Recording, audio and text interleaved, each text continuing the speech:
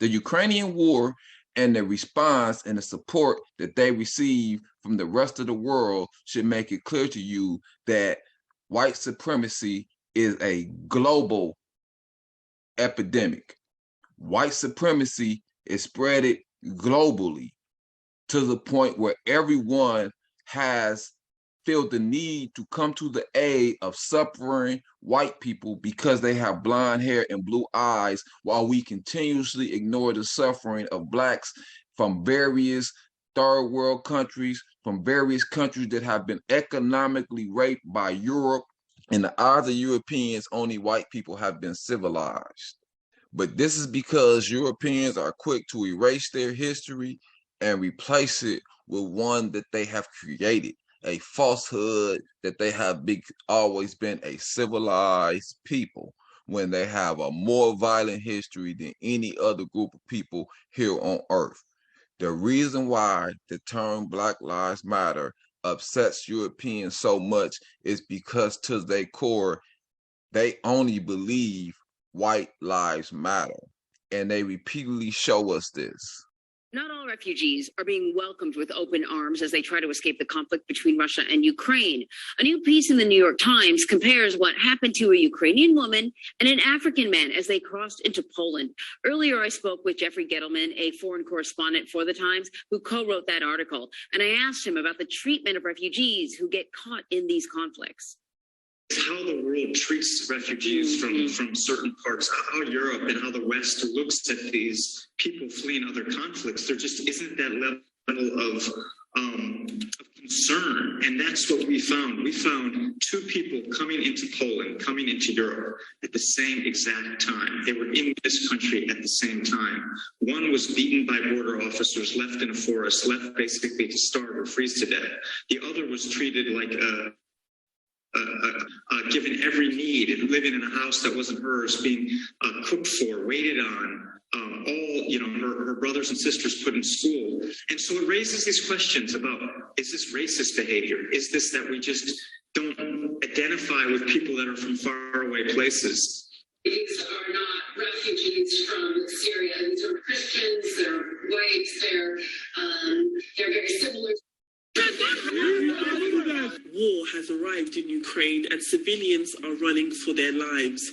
Traditional evacuation protocol during wartime prioritizes women, children, and the elderly.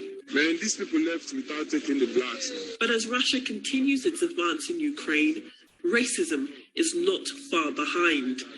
Twitter, where many African students in Ukraine have been documenting their journey westwards, has been awash with videos and tweets of reported racism. Black girl go, they're pushing her, they're not letting her go, they're not letting her go. Is it right? In this video, a black woman is seen being denied boarding onto a train believed to be evacuating civilians in Ukraine away from the advance of Russia from the east. No verbal reason is given for the denial, but moments later, a white woman is allowed to board the same train. It's very emotional for me because I see European people with blue eyes and blonde hair being killed. Systemic racism is so great and so globalized that this white man said it is more emotional to him because he sees whites with blue eyes and blonde hair being killed. This European does not even have blonde hair and blue eyes himself, but it is more emotionally harmful or hurtful to him for a blonde hair and blue eyed person who doesn't even look like him to be seeing them suffering. Understand the concept of white supremacy is so deeply embedded in their head that the image and the ideal of that exact person doesn't even fit their description of who they are. A lot of segregation and racism. It seems like there's a hierarchy of Ukrainians first, Indians second, Africans last. So there has been a lot of segregation in that sense. And then amongst the communities trying to flee Ukraine, there's been a lot Exhibit number 3, CBS News, another American broadcaster. Their reporter is appalled by the war, not because there is death and destruction, but because it is happening in Europe. Now, like Iraq or Afghanistan, this is a relatively civilized, relatively European city where you wouldn't expect that or hope that it's going to happen. Europeans have a way of ignoring their history. 2014 was the 100-year anniversary of the invention of the First World War. Right now, 2022 would be about an 80-year anniversary to World War II. Europe is used to wars. Europeans created the concept of refugees. Most refugees around the world were created by European policies. The whole process of displacing whole nationalities of people come from the Europeans. Be clear, they have a history of this. They have a process of denying their history, but this is their history. They have a history of violence, war. 1914. The great powers of Europe are divided into two rival alliances, the Triple Entente. France, Britain, and Russia, united by fear and suspicion of Germany, Europe's new strongest power.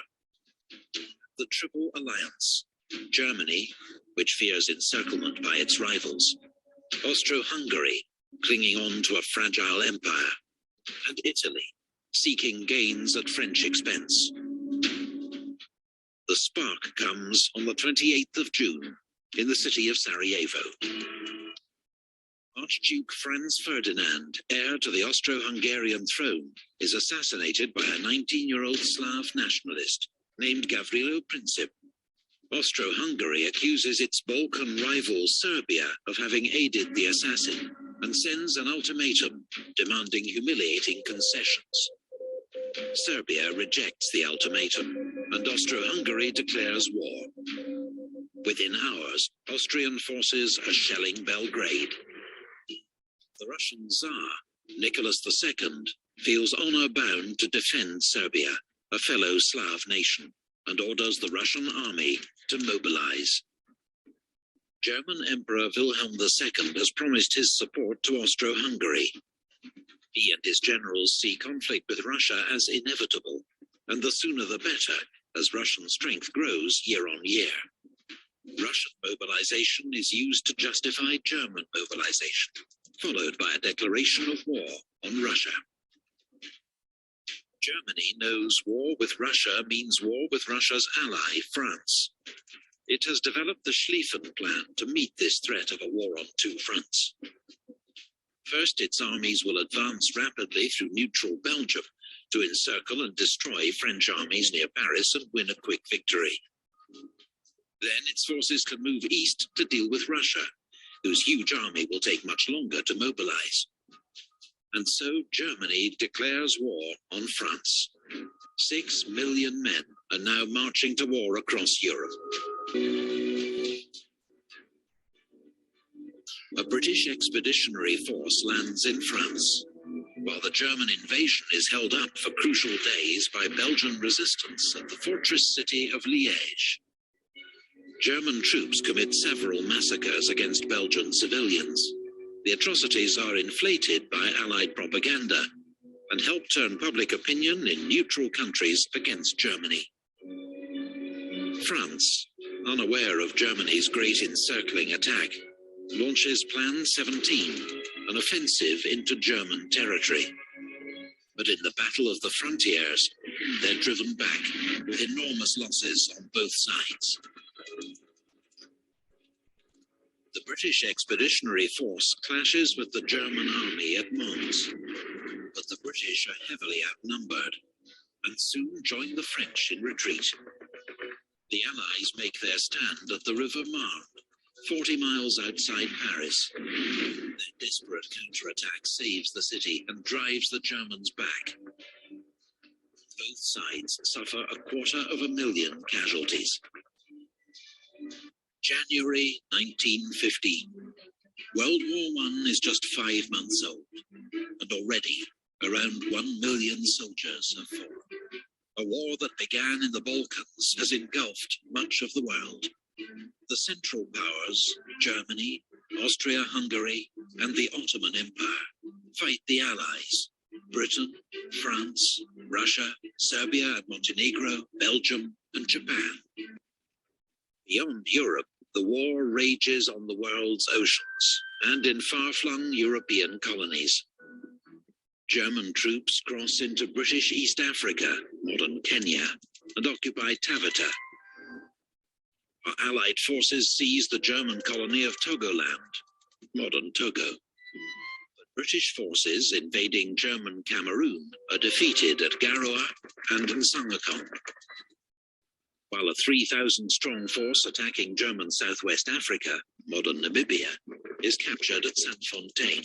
A month later, British landings at Tanga end in chaos and defeat at the hands of a much smaller German force led by Colonel von Lettow-Vorbeck. Cut off from Germany, Lettow-Vorbeck goes on to wage a highly successful guerrilla war against the Allies, tying down huge numbers of troops. In Asia, Japan honors its treaty with Britain and declares war on Germany. Japanese forces go on to seize the German naval base at Tsingtao. German colonies of Samoa and New Guinea surrender to troops from New Zealand and Australia. But in the Pacific, off the coast of Chile, German Admiral von Spee's powerful East Asia squadron sinks 2 British cruisers at the Battle of Coronel. Both ships are lost with all hands. 5 weeks later, he runs into a British naval task force at the Falkland Islands. 4 of the 5 German cruisers are sunk. Von Spee goes down with his flagship. Meanwhile, in the Middle East, British troops seize control of the Ottoman port of Basra, securing access to the vital Persian oil that fuels the British fleet. The concept World War was invented in Europe. The concept of refugees come from Europe or European imperialist policies when colonizing various other nations on Earth. Let's be clear, the whole concept of refugees were created by Europeans. World War I is just one example. Europeans have created refugees throughout with their policies for hundreds and hundreds of years on Earth. So to make like European refugees is foreign or an anomaly when Europe has always been a war-torn country. 2014 was the 100-year anniversary to the invention of World War. 2022 will be the 80th anniversary to World War II. Is why the so-called expert on the BBC is emotional, not because the people are homeless, not because their country is being invaded, but because their hair is blonde. Nations reports more than 800,000 people have fled Ukraine since Russia attacked last week, but many foreign nationals trying to escape have described racist discrimination and abuse, saying they were turned away from buses and at the border while Ukrainians were welcomed with open arms. India's government's dispatched ministers to Ukraine's border with Poland after people from India seeking to cross from Ukraine to Poland reported they were told to go to Romania instead. Citizens of several African countries report they were also pushed back from Poland because they are Black. Some 16,000 African students are thought to have been studying in Ukraine. Europeans' history of war is unprecedented, and the process of war has been continuously ongoing in Europe since they have learned the skill of war.